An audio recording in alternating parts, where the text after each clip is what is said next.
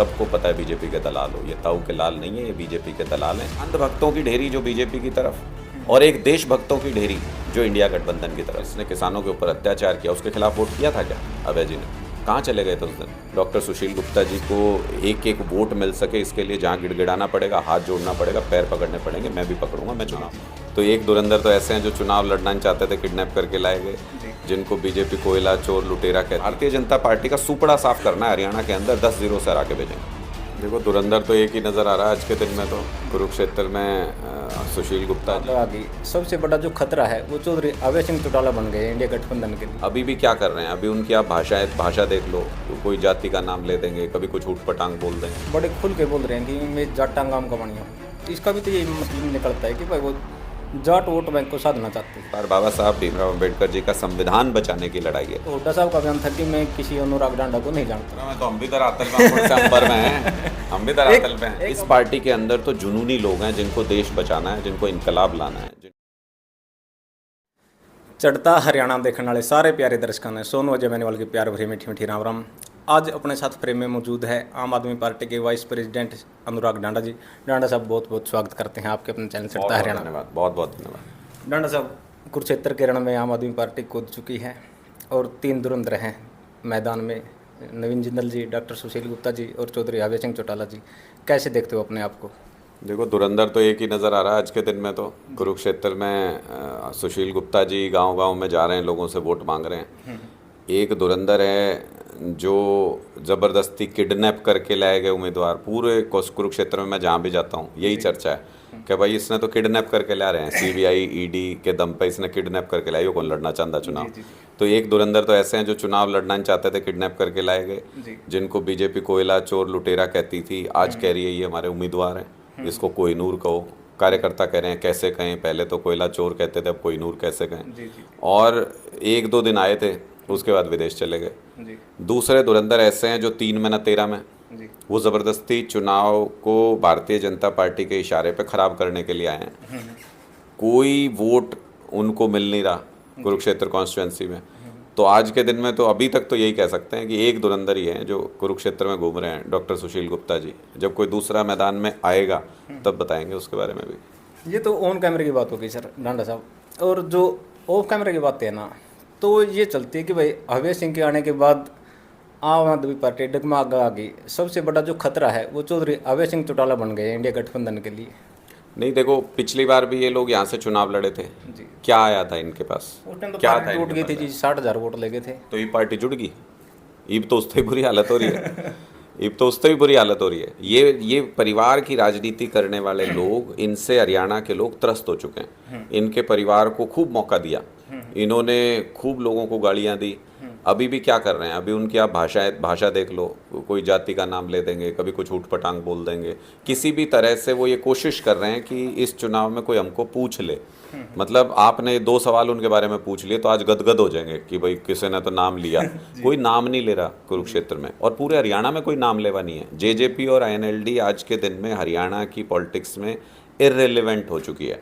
इसका कोई आज के दिन में किसी तरीके का किसी के दिमाग में कोई इनका नाम नहीं है। तो ये किसी भी तरीके से छटपटाहट है, जैसे दुष्यंत छटपटा रहा है कि भाई इकट्ठे हो जाओ, या मैं पार्टी वापस जोड़ने को तैयार हूँ, मैं उनके परिवार से माफ़ी मांगी जा रही है। किसी भी तरीके से भाई वापस कुछ तो राम रमी होने लग जाए। इनकी हालत बहुत ख़राब है। ये रामपाल माजरा जी को नया प्रदेश अध्यक्ष इन्होंने बनाया है। अगर रामपाल माजरा जी को नहीं बनाया होता तो 4 मीटिंगें करके दिखा देते ये यहाँ पे। 4 मीटिंग भी नहीं कर पा रहे थे। अब तो उनके कोई परिवार के लोग लगा लो, उनके रिश्तेदारी में कुछ कार्यक्रम कहीं कहीं कर पा रहे हैं, हाजिरी सी लगा रहे हैं अपनी।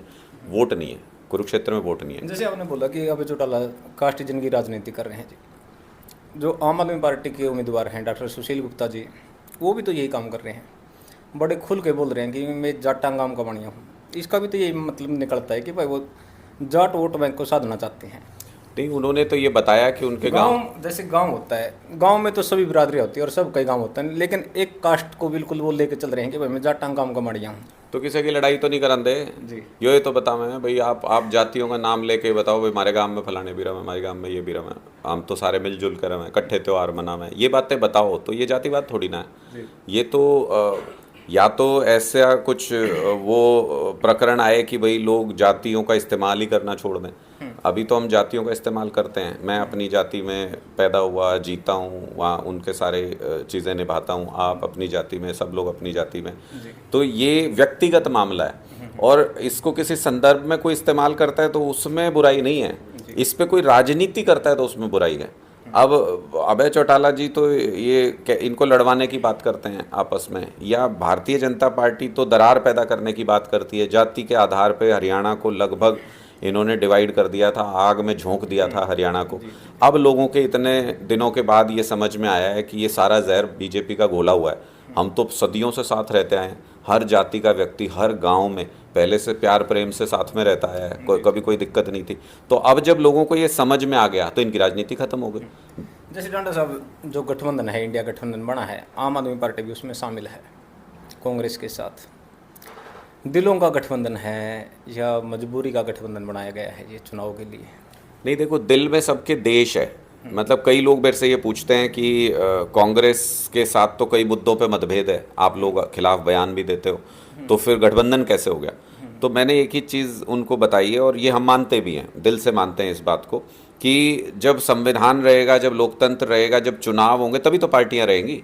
जब देश ही नहीं रहेगा तो काहे की पार्टी? जब देश ही नहीं रहेगा तो काहे के नेता? तो इसलिए देश बचाने तक ये लड़ाई आ गई है। इस बार देश बचाने की लड़ाई है, इस बार बाबा साहब भीमराव अंबेडकर जी का संविधान बचाने की लड़ाई है। इसलिए सारी चीज़ें भूल के हम लोग एक हुए हैं, इंडिया बनाया है हमने, इंडिया को बचाने के लिए इंडिया गठबंधन बनाया है। तो इसलिए दिल से काम कर रहे हैं सारे लोग। एक सीट पे कांग्रेस का एक कार्यकर्ता यहाँ कुरुक्षेत्र सीट पे हमारी मदद कर रहा है। 9 सीटों के ऊपर हमारा कार्यकर्ता इंडिया गठबंधन के उम्मीदवार को वोट देगा जैसे ही कांग्रेस वहाँ पे उम्मीदवार देगी। और आप देखिएगा 10-0 से इनका बोरिया बिस्तरा बांध के भेजेंगे, बीजेपी वालों को हरियाणा से विदा करेंगे। इनका जो 400 पार ये बोलना शुरू किया था इन्होंने, ये इस बेल्ट ने, हरियाणा ने, पंजाब ने, नॉर्थ इंडिया ने इनकी ऐसी हालत कर दी है कि आज के दिन में 40 पार करना मुश्किल हो रहा है भारतीय जनता पार्टी को देश में। बहुत नेगेटिव इनके खिलाफ माहौल हो गया और लोगों के बीच में ये चर्चा है कि अब इनको उखाड़ फेंकने का समय आ गया। डांडा साहब, अब तो गठबंधन हो गया इंडिया गठबंधन, कांग्रेस आम आदमी पार्टी। डॉक्टर साहब का मैंने इंटरव्यू लिया था, उन्होंने ये बोला था कि भाई आम आदमी पार्टी के कार्यकर्ता और कांग्रेस के कार्यकर्ता और नेता ऐसे मिल गए जैसे घी में कीचड़ी मिलती है। कुछ दिन पहले की बात है, जब तक आपका गठबंधन नहीं हुआ था, किसी पत्रकार ने आपका नाम लिया था चौधरी भूपेंद्र सिंह हुड्डा के सामने कि डांडा साहब ने ये बोला है। तो हुड्डा साहब का बयान था कि मैं किसी अनुराग डांडा को नहीं जानता। अब तो दिलों का गठबंधन हो गया है, अब जान पहचान हुई या नहीं हुई? देखिए क्या होता है कि गांव में 10 लोग खड़े होते हैं पंचायत के चुनाव में और सारे एक दूसरे के खिलाफ अपने अपने मुद्दों के बारे में जिक्र भी करते हैं। लेकिन अगर गांव पे कोई संकट आ जाए तो वो 10 लोग 10 अलग तरीके से खड़े होंगे या एकजुट हो जाएंगे? तो सबको पता है कि वो एकजुट हो जाएंगे गांव पे कोई संकट है। आज के दिन में देश पे संकट है, कोई किसी पार्टी से हो, ना कांग्रेस महत्वपूर्ण है, ना आम आदमी पार्टी महत्वपूर्ण, ना भूपेंद्र हुड्डा महत्वपूर्ण, ना अनुराग ढांडा महत्वपूर्ण। आज के दिन में देश महत्वपूर्ण है और जब हमारा लक्ष्य सिद्ध हो गया कि ये देश बचाना है तो उसके बाद कुछ दिखाई नहीं देता बाकी। हम लोग देश बचाने के लिए मेहनत कर रहे हैं, हम लोग लोकतंत्र और संविधान बचाने के लिए मेहनत कर रहे हैं, किसी की हार या जीत के लिए मेहनत नहीं कर रहे हैं। हम लोग देश बचाने के लिए मेहनत कर रहे हैं और इसलिए हर सीट के ऊपर हम उम्मीदवार देखने की भी जरूरत नहीं है, ना आम आदमी पार्टी कार्यकर्ता को, ना कांग्रेस के कार्यकर्ता को। आप सिर्फ ये देखो कि देश बचेगा अगर इंडिया गठबंधन के लिए वोट होगा तो। इस भावना से सारे लोग काम कर रहे हैं। डांडा साहब, मैं तो आपको पता है धरातल पे रहता हूँ, लोगों के बीच में जाके पर डे सर्वे करता हूँ, उनकी नब्ज टटोलने की कोशिश करता हूँ। अरे मैं तो हम भी धरातल पे अंबर में हैं, हम भी धरातल पे हैं। एक आवाज़ आती है धरातल से हाँ। कि यहाँ जो सबसे ज़्यादा मेहनत कर रहे हैं ना हरियाणा में, वो अनुराग डांडा जी मेहनत कर रहे हैं। जो ये टिकट का अधिकार था जी अनुराग डांडा जी का था और डॉक्टर सुशील गुप्ता जी को टिकट दी गई है, उसको कैसे देखते हो आप? देखिए हमारी पार्टी में ना ये अधिकार जैसे शब्द का इस्तेमाल नहीं होता। हम लोग सेवक हैं, हम लोग डिसिप्लिन्ड सोल्जर हैं। सेवा तो आप भी कर सकते थे, आपको मिलती तो। मैं बता तो रहा हूँ, हमारी पार्टी में अधिकार जैसे शब्द का इस्तेमाल नहीं होता। मैं अगर मेहनत कर रहा हूँ तो मैं इसलिए थोड़ी कर रहा हूँ कि किसी चीज़ पे अधिकार जमाना है। मैं तो जिस दिन राजनीति में आया मैंने उसी दिन कहा था कि ना विधायक मंत्री बनने के लिए यहाँ पे आए, ना हम कोई पद की टिकट के लालच में यहाँ पे आए। जो अरविंद केजरीवाल जी बोलते हैं जिसको टिकट का लालच हो भाई अपने घर रहो, ये पार्टी उसके लिए ठीक नहीं है। इस पार्टी के अंदर तो जुनूनी लोग हैं जिनको देश बचाना है, जिनको इनकलाब लाना है, जिनको शिक्षा स्वास्थ्य की राजनीति पूरे देश में लेके जानी है। हम तो उस लक्ष्य के साथ काम कर रहे हैं। जो बेस्ट सूटेड कैंडिडेट जहाँ पे होगा पार्टी फैसला करती है, और हमारा बेस्ट ऑप्शन आज के दिन में डॉक्टर सुशील गुप्ता जी हैं। आप ये मत समझो डॉक्टर सुशील गुप्ता चुनाव लड़ रहे हैं, ये पुरानी राजनीति आप लोगों ने देखी होगी। अनुराग ढांडा ही चुनाव लड़ रहे हैं आज भी। मैं झोली फैला के एक एक जगह जाके वोट मांगूंगा। डॉक्टर सुशील गुप्ता जी को एक एक वोट मिल सके इसके लिए जहाँ गिड़गिड़ाना पड़ेगा, हाथ जोड़ना पड़ेगा, पैर पकड़ने पड़ेंगे, मैं भी पकड़ूंगा। मैं चुनाव लड़ रहा हूँ, तो आप इस बारे में निश्चिंत रहिए। ये टिकट पार्टी ने, सभी नेताओं ने विमर्श करके तय करके ये टिकट दी है, और ये हम सब की टिकट है। डांडा साहब, जैसे आप भी बड़े आरोप लगाते थे, अब तो खैर गठबंधन हो गया, कि भाई जो आपका मैनिफेस्टो है आम आदमी पार्टी का, बिजली पानी जो भी समस्याएं, जो भी आपके मुद्दे हैं, जो धरातल की है, वो लोगों को चाहिए भी। आप कहते थे कि भाई कांग्रेस तो हमारा मैनिफेस्टो चोरी कर रही है। कहीं विधानसभा चुनाव तक कांग्रेस पार्टी पूरी आम आदमी पार्टी को ही नहीं चोरी कर ले, कहीं डांडा साहब भी उनके साथ खड़े दिखे? आप निश्चिंत रहो इस बात को लेके कि अभी ये देश बचाने की लड़ाई है, सारा ध्यान इसके ऊपर केंद्रित है। यहीं तक सीमित रहते हैं। इस लड़ाई को, इस चर्चा को बहुत आगे तक दो तीन पर्दों के पार देखने की ज़रूरत नहीं है। आपके सामने लोकसभा चुनाव का पर्दा है। पहले तो ये देखो कि जो देश को नुकसान पहुंचा रहे हैं, इन लोगों को इस बार तड़ी पार कर देना है, इन लोगों को इस बार निकाल देना है यहाँ से। उसके बाद तो मैंने बताया, तो गांव के अंदर पंचायत के चुनाव होते हैं, 10 लोग लड़ते हैं, सबके अपने मुद्दे हैं। आज तो देश बचाने की लड़ाई है ना, पहले देश तो बचाओ। देश रहेगा तो चुनाव होंगे, चुनाव होंगे तो फिर चर्चा कर लेंगे कि किस मुद्दे पे कौन चुनाव लड़ रहा है, किसको लोग समर्थन दे रहे हैं, किसको नहीं दे रहे हैं। ये सब बाद की बातें हैं। आज के दिन आप कितना मर्जी घुमा फिरा के मुझसे पूछ लो, आज के दिन हमारा लक्ष्य निर्धारित है कि भारतीय जनता पार्टी का सुपड़ा साफ करना है हरियाणा के अंदर, 10-0 से हरा के भेजेंगे। डांडा साहब, जैसे अभय चौटाला ने एक बड़ा बयान दिया था, जब जैसे उनको टिकट मिली थी कुरुक्षेत्र लोकसभा से, तो उन्होंने ये बोला था कि भाई देखना लोगों को है, मैंने हमेशा जनता की लड़ाई लड़ी है, चाहे वो किसान आंदोलन हो, चाहे वो इस प्रदेश आगजनी में जला था 2016 जाट आरक्षण आंदोलन हो, मैंने हमेशा समाज का साथ दिया है, लोगों का साथ दिया है। अब देखना आप लोगों को है कि 2 अड़ती चुनाव लड़ रहे हैं आपके बीच में, और एक किसान का बेटा चुनाव लड़ रहा है। उस बयान को आप कैसे देखते हो? जिस भारतीय जनता पार्टी ने किसानों के ऊपर लाठियां चलाई, गोलियां चलाई, उनका राज्यसभा MP किसने बनवा के भेजा था? जिस भारतीय जनता पार्टी ने किसानों को MSP देने से साफ इनकार कर दिया, उनके खिलाफ 3 काले कानून लेके आए, उस भारतीय जनता पार्टी को विश्वास मत में बाहर जाके मदद किसने करी थी? वो निर्दलीय प्रत्याशी थे जी। तो मैं वही तो बता रहा हूँ कि जब विश्वास मत जब हासिल करना था, सफाई भी देते हैं ना, विश्वास मत जब हासिल करना था, तो उस BJP के जिसने किसानों के ऊपर अत्याचार किया, उसके खिलाफ वोट किया था क्या अभय जी ने? कहाँ चले गए थे उस दिन? कहाँ चले गए थे? ये सारी बातें छुपती नहीं है, ये जनता के सामने एक एक बात आएगी। ये अब नहीं चलेगा। मैंने बार बार ये कहा कि आप भूल जाओ कि ताऊ के लाल कह के आप वोट ले सकते हो। सबको पता है BJP के दलाल हो। ये ताऊ के लाल नहीं है, ये BJP के दलाल हैं। BJP के इशारे के ऊपर काम कर रहे हैं ये सारे लोग, और किसी न किसी तरीके से वोट डाइवर्ट करना इनका मकसद है। जब सबसे पहले हमने उम्मीदवार घोषित किया, उसके बाद आप देखिए कि उसके बाद इनको पिक्चर के अंदर लाया गया। भाई इनको यहाँ से क्यों चुनाव लड़ना है? बाकी 9 सीट पे तो इनका अता पता भी नहीं है। अभय चौटाला तो पहले तो टिकट कहीं और से मांग रहे थे। सारी चर्चा तो पहले चल रही थी कि कहाँ भिवानी महेंद्रगढ़ से, कहाँ उधर से, कहीं से टिकट मांग रहे थे।